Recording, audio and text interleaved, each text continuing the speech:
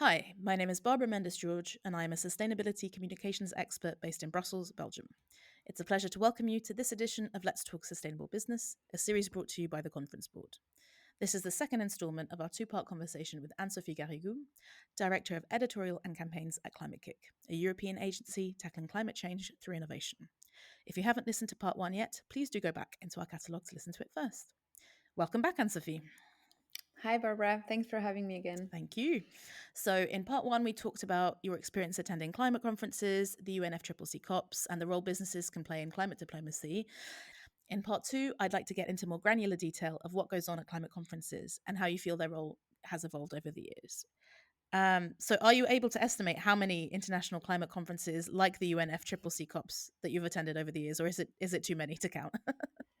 No, so my first COP was COP23 in Bonn in 2017. So I think I've been to 7 or 8 of those, and that include the SB, which are the UN June climate meeting happening in Bonn every year to sort of prepare the COP. But yeah, there are obviously other international conference, but that's for those. So everyone I know who attends COP, it's it comes across that it's a very intense experience, right? So what does attending an average COP or climate conference like it look like for you? Um, Gosh, I think so. I think attending a COP is very different for everyone, right? As it really depends on the role you play here. I loved attending to COP as a journalist when I was editor in chief of the Beam magazine, as I would spend the whole day interviewing people from negotiators to NGOs to scientists, entrepreneurs, etc., and write maybe 5, 6 pieces a day. So it was so intellectually so stimulating. But yeah, COP it's really the place where the whole climate space is there. Of course, we can talk about the fact that it isn't that inclusive because not everybody can afford to attend and there are issues of representation, but you have people from almost every single country on earth, and you have, for instance, a good representation of indigenous people as well. So I think for me that's what COP is. It's extremely stimulating intellectually because there's so many different themes being discussed every day, in addition to the negotiations, of course, that not everybody at COP follows or take part in.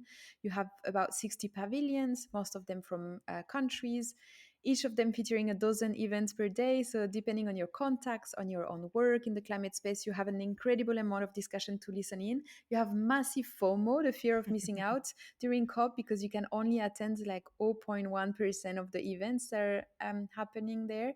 But yeah, it's a very intense period, and for me it's also quite depressing, if I have to be honest, because following the negotiation can be very frustrating. You realize something I mentioned in the first episode, which is the power dynamic at play, Mm-hmm. and how, for instance, some countries or industries are blocking sometimes the negotiation until the last minute. The last day of COP is particularly exhausting, with the negotiations sometimes on the brink of collapsing after months, sometimes years of discussions, right? So, yeah, I think for me it's super interesting and very stimulating intellectually, very tiring, sometimes depressing, but a place to be if you want to understand what's happening in the climate negotiation. Yeah, it sounds all the emotions at once, it sounds like. Exactly. Um, so, I mean, maybe I could ask this question to you as a journalist and as director of editorial and campaigns at Climate KIC. How does networking at these conferences differ to other events? I imagine as a journalist, yeah, you're trying to find interesting people to interview, but in your role at Climate KIC, it's a bit different, right? So how do you approach that? Yeah, I think everyone maybe have a different experience again, and I'm not going to many commercial events, so I cannot compare to that. But I think, like, the COP, as I said, because it's a place where you can feel everybody, there is a lot of business being done, there are a lot of organization, there are fundraising during the COP. A lot of people, of course, want to be on the panel with, like, either fundraiser or potential clients or stakeholders, to be seen, to be heard. And most people go to COP not to participate in the discussion, but to have what we call the bilateral meetings. It's really the place to be, to have those conversations. So I think it's different also because it's so, you go to from one meeting to another, to another, to another, so you're constantly being fed by the previous meetings you had before, and I really feel like your brain is on is like constantly on fire. I don't know, I'm not sure how to put it, but it's very stimulating, and it feels also less dry, less corporate than maybe other meetings. And how does attending these kinds of conferences feed into your daily work at Climate KIC? Yeah, so as you said, today I work in comms. I'm not a journalist anymore. So my role is mainly to support our delegation, the Climate Kick delegation, and to communicate about what we do there and promote the events we're speaking at, for instance. But for me, those 2 weeks in the year is where I can learn the most and understand the most about what's happening in the climate space. And it's really important in our job, I think, as communicators, to understand, whether it is the latest science, the geopolitics, the latest innovations, understand the direction that the transition is taking. It's also extremely important to be exposed to a very, very broad diversity of people working in that space, to expand your understanding, to expand your reasoning. That really helps me, I think, be better at my job. And in our organization, sometimes it can feel a bit isolated. So I think it's very interesting. And yeah, for Climate Kick, of course, this is where we can showcase, demonstrate what we do. We can go to panel discussions, like we're going to speak right now at the Food Action Pavilion, for instance, to explain how we work on food systems transformation with the government of Ireland. So I think it's a very good place to have the conversation with the people that you need to meet with and to explain what you do. It sounds like that diversity of people is good for everyone, right? Like for the policymakers and the industry people as well, to get everyone Completely. out of their bubbles to hear all kinds of voices. Absolutely. And I think there is such a broad diversity of people attending those conferences that it is interesting for people, even people who are not directly working on climate, right? Because as I said before, the business world is going to be impacted by climate change anyway. The regulations are going to change. The way to do business are going to have to change. So yeah, attending those conferences can also be a way to better understand what's coming. And can we reveal that in your podcast, how could we? There's going to be a season where you've interviewed people at COPs. Yeah, so I've interviewed COPs last. So yes, I went to the June climate meeting in Bonn this year, and I've interviewed a few people that attended the conference. I interviewed a lead negotiator on finance for Chile, for instance, IPCC author, so that's a scientist. I interviewed some people from Brazil, also from civil society, etc., to talk a little bit about what's at stake, what's going to be at stake at COP this year in Brazil. Very nice to listen out for that. So I think you've really outlined how important the COPs are as an event, but I want to take a slightly different angle, because in this post-COVID hybrid working time we now live in, how important do you feel that face-to-face events like these, bringing participants from all over the world, are helping facilitate change? And I ask it because the debate of the carbon emissions related to this type of event are always substantial, and they're often weaponized to dismiss their importance. So yeah, how would you answer that? To be honest, I think the negotiation wouldn't be possible with these in-person meetings, or it wouldn't lead to the same outcome. And I think the fact that dozens of thousands of people are meeting in one place actually avoid a lot of other travels the rest of the year, because we're all here at the same Mm-hmm. place. And yeah, during, I don't know, these 2 weeks, our CEO, for instance, can pack more than 70 bilateral meetings or more, because everyone is there. So I think it really helps to create connections, to give a little bit or renewed ambition to projects that have been started before, to evaluate other projects, etc. And I think, I mean, when I talk about the most difficult negotiations that are happening at COP, also when you take, for instance, the finance discussion, like these things need to be done in person. It cannot be done online, or because it's not just about how money is being allocated. It's also about who pay, who are the most responsible historically for the state of the climate today, etc. So I don't think those conversations can happen. There's so much at stake, so much geopolitical, how do you call it? Because it's such a uniquely important area a uniquely important event in the geopolitical space, there is nothing else that can replace it, right? This is what you Exactly. were trying to say. Yeah. Yeah. Okay. Um, Besides the UNFCCC COPs, what do you see as the other crucial climate diplomacy events in the calendar? You briefly mentioned NYC Climate Week. From my perspective, that seems to have been gaining momentum in recent years. Do you agree? Are there any others? Yeah, so we're actually recording as New York Climate Week is happening. And so it's a little bit more business than the COP, but it's definitely been more and more on, especially the business people radar. I've been there last year. I found it really interesting and different than what I know and then the COP.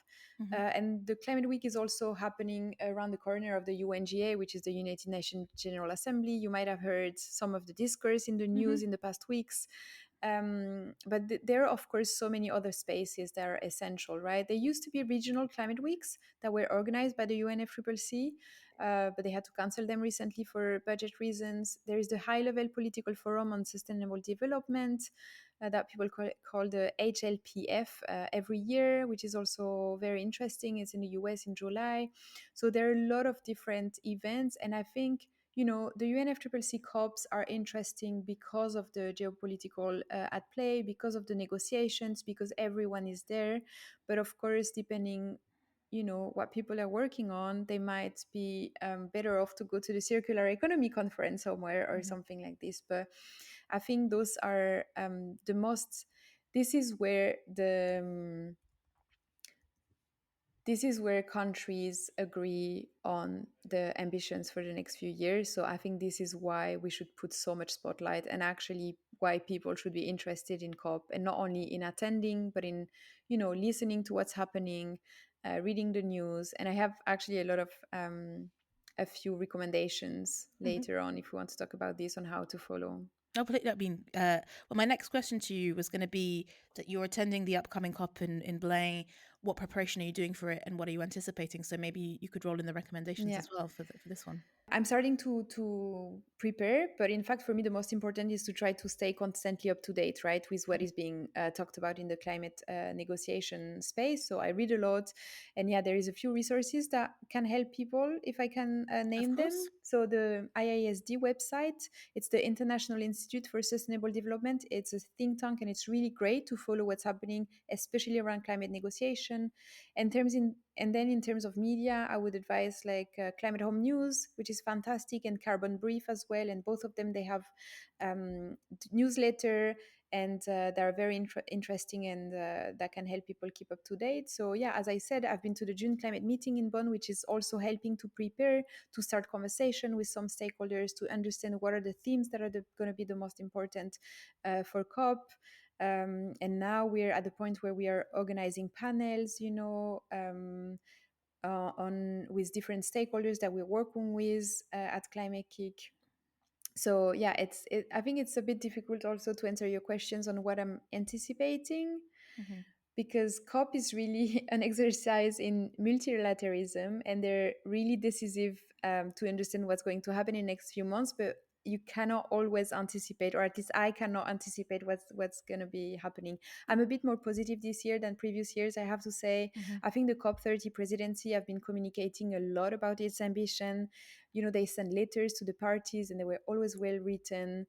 But of course, as usual, you want actions, not just words. Mm-hmm. But what I'm hoping for this year is that the presidency takes implementation very seriously. So this shouldn't be another COP with more pledges being signed, although there will be some, of course. But what I found very interesting is that the presidency, what they're doing right now, so when I said presidency is the Brazil, they're mapping all of the pledges that have been done over the past few years, and they're assessing the progress, and they really want to put the emphasis on implementation. And I found this very exciting, because I think it's easy to sign on a pledge, but it's very, very difficult to implement, to go into the implementation. And we always talk in the climate space about the adaptation, the implementation gap. Mm-hmm. And yeah, so I'm hopeful, but at the same time, we just crossed another planetary limit. Ocean acidification.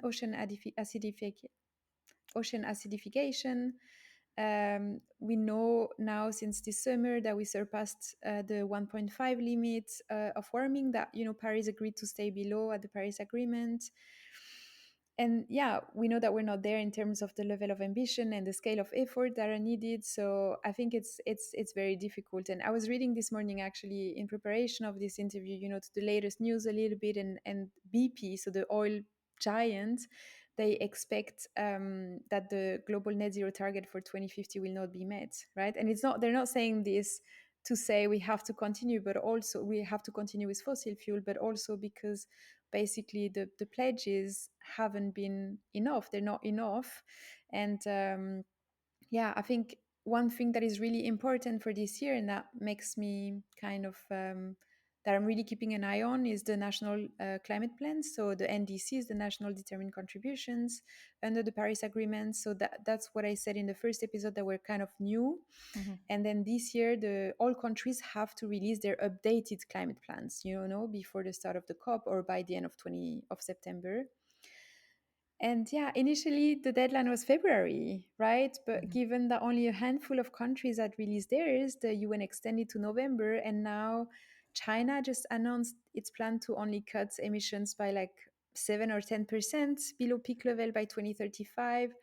So the EU is saying that this level of ambition by China is disappointing.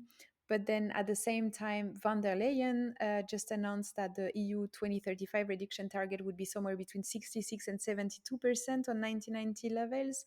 Mm-hmm. So, and she couldn't be more specific because countries of the EU bloc, don't agree about a target, haven't agreed about a target in time for the UN summit. So I think, yeah, it's a crucial COP again. And I'm sorry, because every year we say this is the most important COP ever, but it is because right now only 47 countries released their NDCs.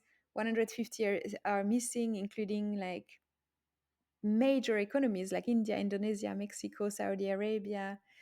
And yeah, that's very concerning. I think like the World Resource Institute also released a few days ago that the current NDCs, they really do not put us anywhere near on track for a safe future. Yeah, there is a lack of ambition from the most major emitters. So we have a very, very long way to having a successful COP. But I think this COP, this presidency, at least is saying that they really want to turn, aspiration into accountability and respond to the implementation gap. So we're gonna have to wait until the COP actually happens to say if they were successful or not. In the last year or so, I learned about the term climate whiplash, which I think refers to, for example, when you go out of your house on an autumn or winter's day and it's really warm, you're like, oh, it's lovely and warm, but then you feel this, oh, but it shouldn't be this warm. Yeah. I feel like climate whiplash seems to apply to the COP as well, where there are just very highs and lows, and okay, progress is made, but then it backtracks. And yeah, I think you need to be made of strong stuff to be able to attend and keep the hope and keep going, right? Absolutely. I think the high and lows that you describe is exactly what is attending COP. Yeah, absolutely. Okay, well, to finish up part two, I'd like to ask a question that you ask every guest at the end of your podcast, How Could We? Which is, what does a just, inclusive, and beautiful climate resilient future look like for you? That's something like it's hard to respond. Not in one sentence. You can do I it. You know. can do more. We have time. No, but I think my answer is shaped by a lot of the voices that I've had the privilege of hearing on the podcast, right? Mhm. Because of course, yeah, I've been, I fed my reflection, my understanding of the climate change through those interviews. And for me, really, a just, inclusive, and beautiful climate resilient future is one really that is grounded in fairness and justice. So it's a world where every community, not just the wealthy or well connected, but has the opportunity to live in a safe, healthy environment. And we talked a lot in this podcast about communities in the countryside in France, or indigenous people, or communities that don't have access to the COP spaces. But I think, yeah, for me, it's a future where resilience isn't a privilege, but it's like a shared foundation, and where people and nature can thrive together. Thank you very much, Anne-Sophie, and thank you for joining us today for part two. Thank you so much, Barbara, for having me. Thank you. And thanks also to our listeners. If you enjoyed this episode, please remember to subscribe to this podcast series and explore the entire catalogue of podcast programming from the Conference Board by visiting our website at tcb.org/podcasts. See you next time.